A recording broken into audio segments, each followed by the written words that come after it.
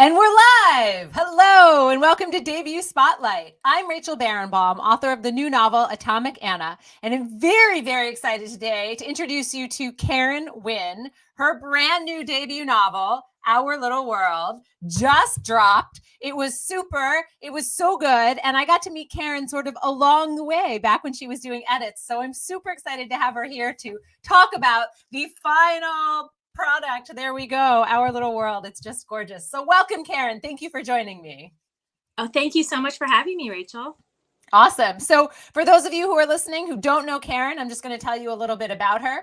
Karen received her MFA from Fairleigh Dickinson University. She also holds a doctoral degree in nursing. Born and raised in New Jersey, Karen now lives in Boston with her husband and 2 children. Our Little World is her first novel. So for the past, I don't know, 6 episodes or so, maybe, I've had a bunch of debut authors, but they've been debut memoirists, right? They've had other books out beforehand. You are my first true debut in a while. So I have all kinds of questions to drill you on. So get ready for that. But to get started, can you tell me, what is Our Little World about? Sure. So Our Little World, it's set in the 1980s in a small, idyllic New Jersey town. And it centers on 2 sisters whose relationship fractures when a neighborhood girl goes missing. Yeah. And so, it's very gripping from the very first page, because you know from the beginning that 2 children are going to die, right? That's not a secret. It's not a spoiler. And so, so you sort of start off knowing this is going to be a hard book to read. So you knew that it was going to be a hard book to write, right? So how did you sort of prepare yourself for that? How did you get into that? So for me, I like to create about, say, 20 bullet points of things, kind of plot points of what I want, where I want to go in the book, kind of brief. And then I think like an outline. That's your outline. An outline. That's my outline. And it's not necessarily chapter by chapter. It's more, it's chronological, but it's basically like certain things that I want to happen. And then I just kind of start writing in between those points. And from the beginning, we know that this little girl that goes missing is going to wind up dead. And we know that B, my main character, a rising 7th grader named B, that her own sister, Audrina, is also going to die. And you know that in the first 2 pages. And I was kind of working towards that the whole way. Yeah. But so how did you sort of get into, right, to write about children disappearing or dying is sort of a dark place in your soul too. So how do you sort of sink into that to write that sort of a, that outline before you even start? Yeah, well, I really like dark stuff, as my husband and friends can attest. So that helps. Yeah. But I definitely dove deep into, so my novel takes place in the 80s, as I mentioned, and I really researched like missing kids of the 80s, which was a super interesting time because there was stranger danger and the missing kids on the milk cartons. And it started in the 80s, right? The milk cartons?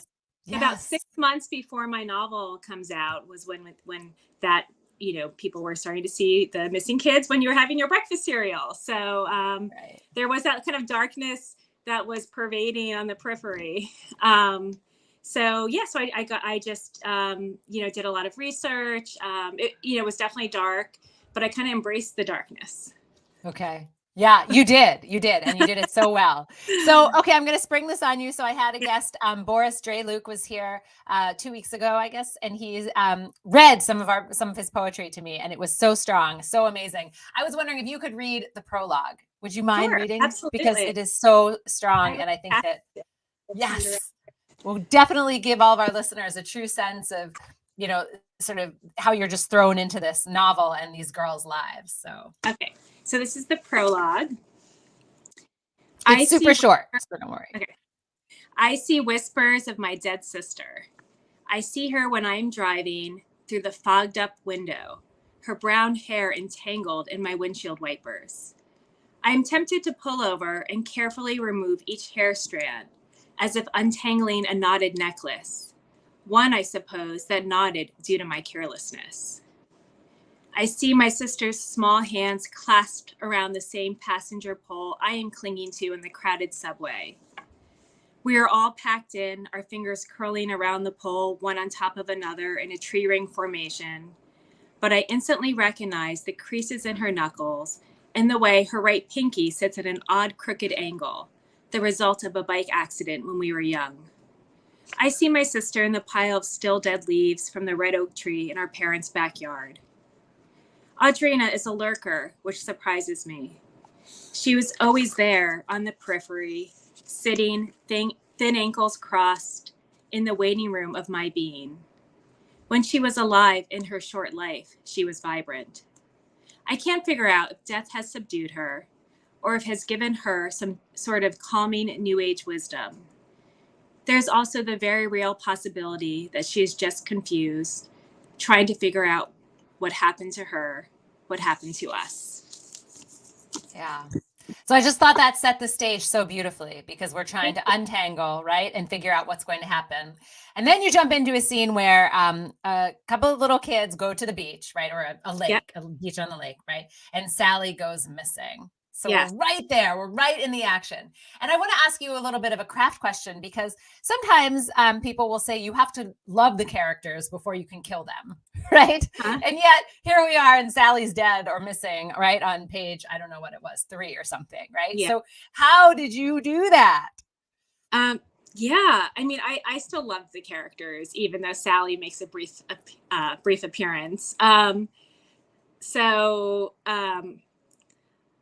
Yeah, I mean, as a writer, you get in your characters' minds, you really know them inside and out. Whether or not you portray all of that or reveal all of that to the reader is another question, right? You can't, because there's so much about them that the reader's only privy to a piece of that.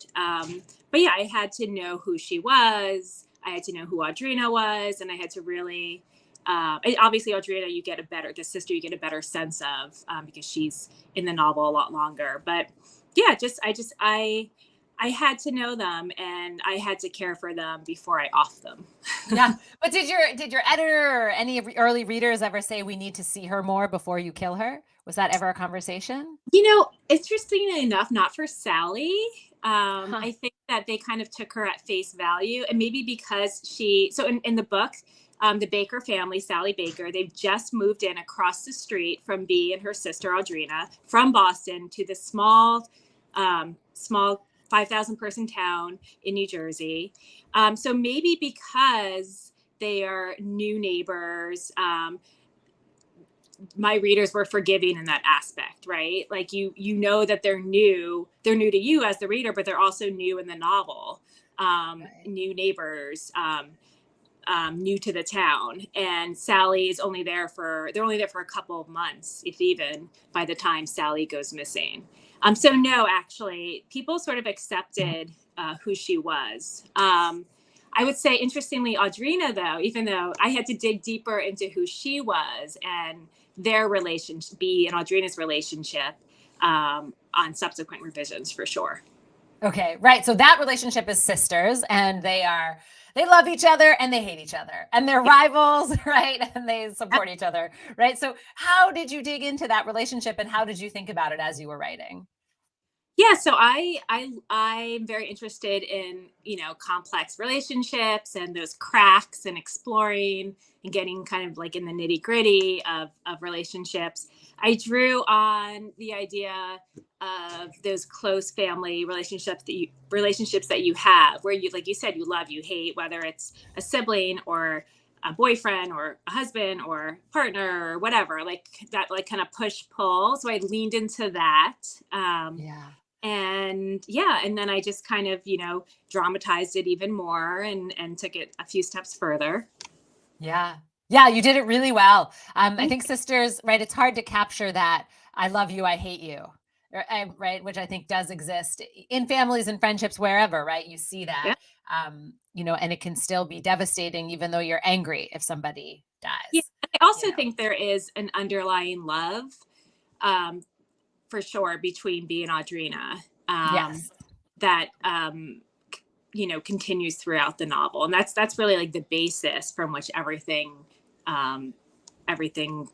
explodes out of. Yeah. So I've heard you talk a little about your research for this novel, because this Yeah. was set in the 80s. Yeah. Could you talk to us, tell our listeners, how you researched the 80s and put yourself back in Yeah. that moment? Sure. So there were some fun parts of the 80s that I researched, pop culture, music. We watched a lot of 80s stories. 80s movies as a family. We listened to 80s music. Like what? What were you listening to? What were you watching? My Bring us gosh. back. Sure. Everything from Back to the Future to like those heartthrob 80s movies. It was really, a lot of those movies too, were Were you not. like 16 Candles, Yes, Breakfast exactly. Club? Were you into all of it? Yeah. Yes. And some of those are not very, they're not really, it's kind of shocking. They're not very PC these days. Yes. Anyway, we watched a lot of those. And then music wise, some of these artists have been around forever, but Right. everything. Did you have a playlist? Yeah, I have Our Little World playlist on Spotify that people can find. That's actually, it's heavily 80s, but it's also a mix of like 80s plus some more recent stuff that feels nostalgic or appropriate to the tone of the book. Right. But there's in the book itself, Steve Miller, the Joker, is playing on the stereo at one point, and Audrina wants to dress up as Madonna in her Like a Virgin MTV video, which the father doesn't allow. So, there's a lot of 80s nostalgia in my book.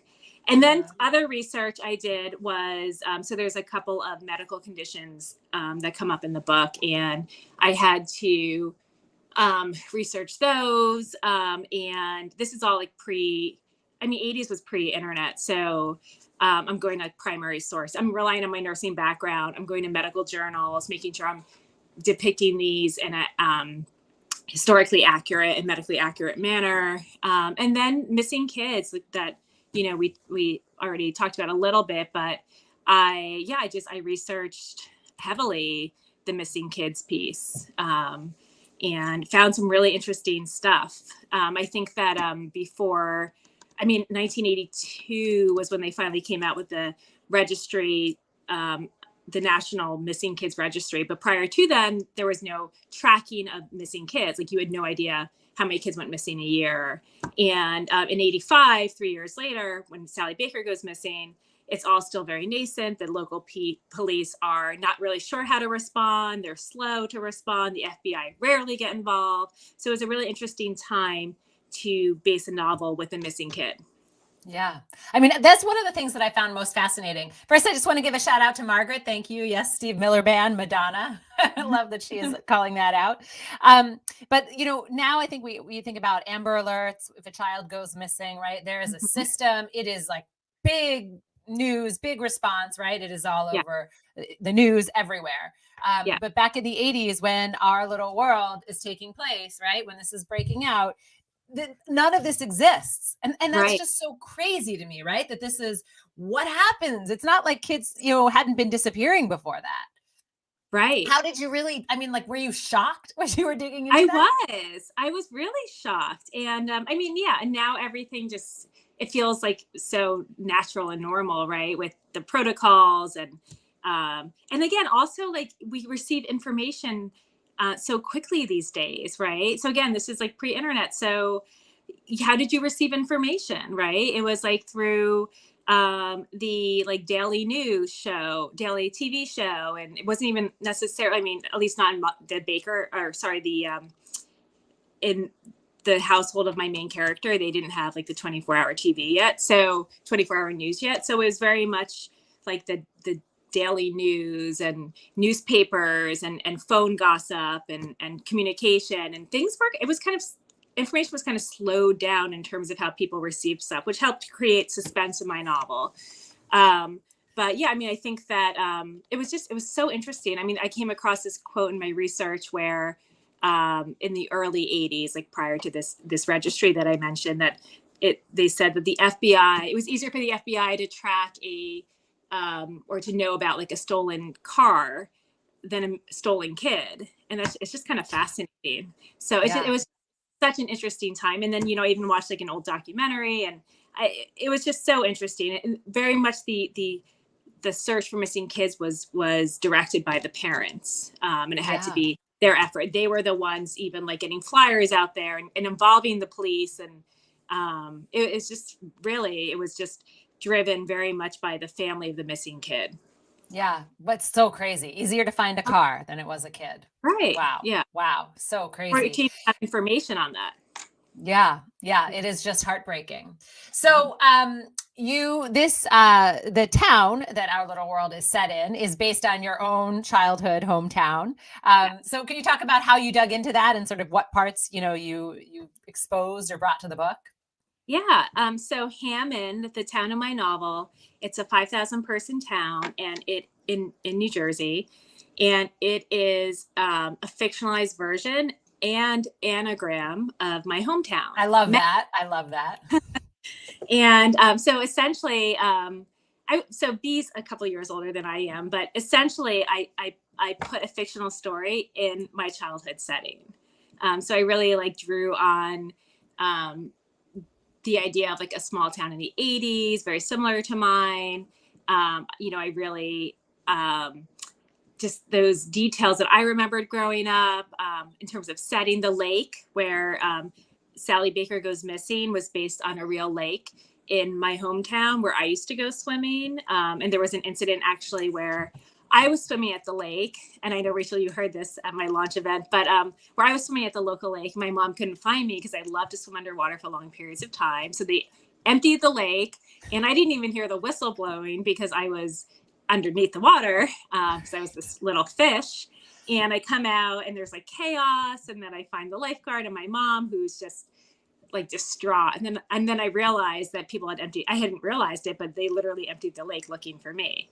Yeah. And it always just seemed like such a great starting point for a story, though. Like, what if I had gone missing that day, or somebody else? Right. And then the kids are coming out, and the lifeguard's going, "Is this her? Is this her? Yes, right? Exactly. Is this her?" And you're like, "What's going on?" Right? Yeah. So I love that. So, yes, Margaret says, "I've always been scared to try to fictionalize my hometown and dig into its small town issues." Yes. Do you have people calling you or writing you to be like, "How could you?" Or that's awesome. So, I think a lot of my high schools reading this book right now, probably wondering if they're in it.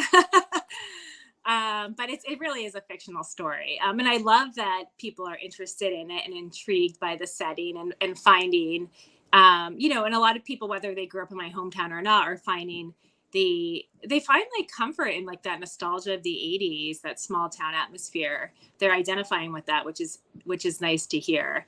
But one of my mom's friends was reading it, I think, and was like, "That's Edna." And I'm like, "Who's Edna?"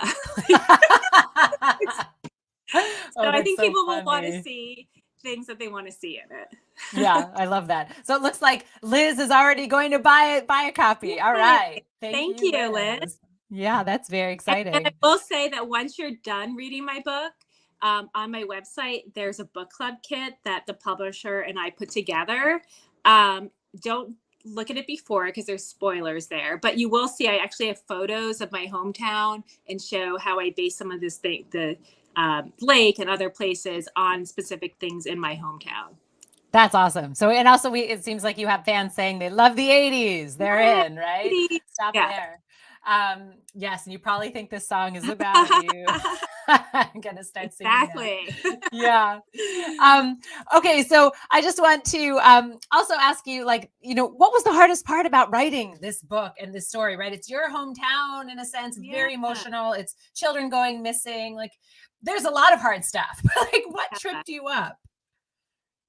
So I think the two things that I found the most difficult were, so it's 30 years after the fact that B is actually telling this story, and just finding that like ability to kind of, the older narrator, retrospective narrator, looking back in time, telling this story, and being able to kind of keep that distance and do it in a compelling manner. So I think that was difficult. And then the other thing that was difficult was writing about was the aftermath, I should say, of the sister's death, in terms of processing it.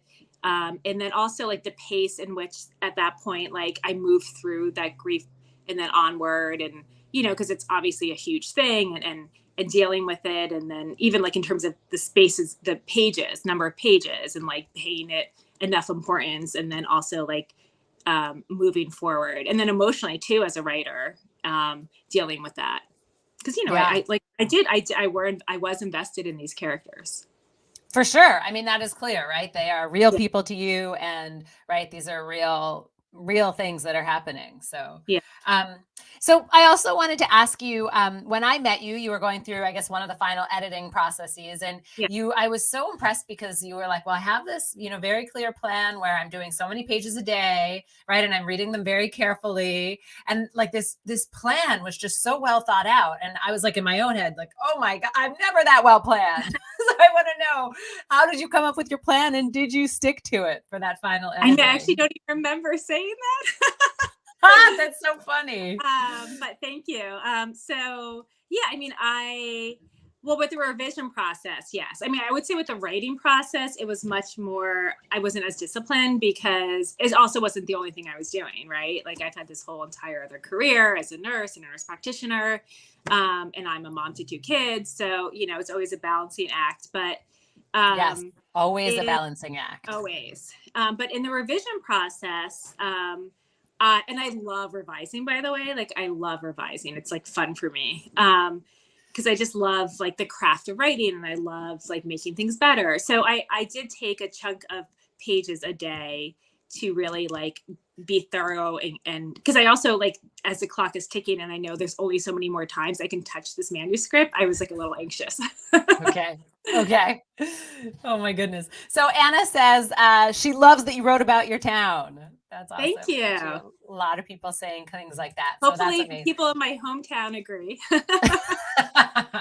I'm sure they do. The other thing I want to ask you about is you have some amazing blurbs on here. So This is, on the back of the book, you'll see that there are a bunch of very, very famous authors who've basically said, Karen's brilliant. I love this book. Go and buy it.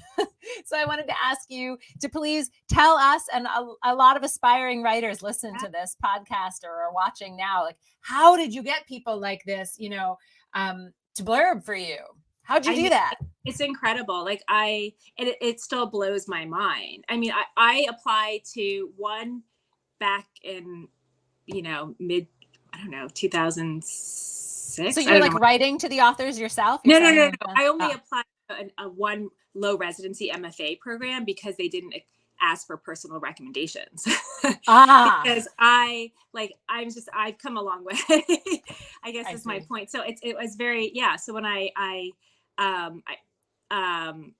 chose I only applied to the one program because of that. So it's like, it still blows my mind that I have all these authors that have blurbed me. So, it was a combined effort between my editor, agent, and I, like, who do you know? And who do we know? And I just have Ellen Hildebrand on the front. Yeah, that's pretty darn awesome. Yeah. Yeah. So I met Ellen through my next door neighbor, actually, who knows her. And Ellen is just like the most incredible human being. And she told me to send her my book. So I did. And she blurbed me, which was awesome. Wow. And so was it just sort of a scramble of that kind of like, how can you find, like, how do people listening now go about getting blurbs like you have? Yeah. I mean, I think that, it was literally like, agent, editor, and I like put our heads together. Right. And then you send out emails to them, to these people? Yes. Or they do for their contacts. Right. And they're like, okay, who do you know? Or who might you know? And then my agent might ask somebody that, so for instance, Sally Hepworth, I think that was through my editor. I'm not even entirely sure, but yeah, it's definitely like a combined effort. But like Rachel and I met a couple of years ago, and we, you just, at the writing community, you start somewhere, you just make connections, and you're a good literary and a citizen, and just be nice, and hopefully it'll pay off. And I've already been asked to blurb my first book, which I did, and I was so excited. Rita Cameron, The House Party, that's coming out either July or August. Excellent book. So yes, pay it forward. Exactly. Yes, absolutely. I love that. And I love how happy you are about it too. Cause I think it's such an exciting and fun part of being a writer, right? Yes. That you get to meet other people coming up. Yeah. So what has been the hardest part then about publishing now? Like we're just coming out of COVID, right? Like you were saying, you haven't known that many authors, right? So the book tour is not the traditional big blowout it used to be. So how's it going and what's been hard and what's been fun? So honestly, I'm just having so much fun. Yes, I love that. Yeah. No, it's great. I mean, I feel like I'm living my dream. Like I've always wanted to publish a book, and it's so fun to be on with you and to talk to people about my book. It's just been great. I've just been kind of along for the ride, quite honestly. I'll look forward to getting back to writing soon, and like that, kind of switching parts of my brain and going back to that. But for right now, it's just been really fun. Yeah. The most fun part is hearing from readers that connect with it. Yeah, that's amazing. So what kind of things are you hearing? What we hear already, people are loving the 80s, right? They're really connecting to. What is resonating with you as something that you've done really well in this book? So one thing that I love that people are saying is I cover a lot of ground in this book, let's just say. So, and I think it's nice to hear that people think that I've have a lot of complexity with the different characters and topics, and that I cover a lot. Yeah, that's awesome. So Margaret is saying, here we go. I'd love to hear debut authors' most creative book launch ideas to deal with COVID criteria. So not that we need the list from you, but do you have creative ideas on how are you deling with, you could only have so many people, right? Even at your launch, the numbers were limited. So how are you dealing with it? I mean, I don't know differently. So it's kind of well said. But I think obviously making use of online forums and being on podcast and some of these events that are even in person have been hybrid, so people can tune in from wherever they are, and I mean just kind of going with it. Yeah. I love that. You don't know better, right? As opposed to the authors who are used to being sent out on tours. I actually feel a lot luckier than a lot of other debut writers in the last 2 years because, even a few months ago at the height of Omicron, I'm sure things were getting canceled. Like I was lucky enough. I've been lucky enough to be able to do some in-person events, which I'm so appreciative about. Yeah. Yeah, I hear you. There's nothing like actually being there in the room, right? To see people react when you read. It's like an amazing feeling. Yeah. So what kind of advice do you have for people who are just writing or they're just looking for agents? I have a lot of new writers, right, who are listening to this. What advice do you have for them? I would say persevere. I mean, this book took me a long time to write. How long? I mean, years. I don't even know. Years, right? Yes. I probably got more serious about it in maybe 2016, which was when I was like, okay, I set a personal goal to like finish a good first draft. But I've been kicking around the idea for a long time. So just persevere and believe in it and enjoy it. I give all the credit to debut writers or not even debut writers, debut writers, but like writers in general that have not seen like any sort of like they're not getting the agent yet because you're writing because you love to write, right? You write, you don't know what's going to happen to any of this, and it's a really scary thing. It is also kind of exhilarating. So persevere and embrace it. Yeah, that's great. Okay, so very last question for you. Yes. Let's do it in 60 seconds or less. Okay. What are you working on next, or how many? What's coming up next? Okay, so I'm working on another book that readers of Our Little World will hopefully also enjoy because it's similar. So similar to that book, it's going to deal with a tragedy that sets everything in motion and secrets that unravel. But this book is going to take place in present day Boston and be about a group of women friends. I love it. You have me on group of women friends. Karen, congratulations. Our Little World was so good. May you sell many, many copies. Thank you. Thank you, everyone. Thank you. Thanks for joining today.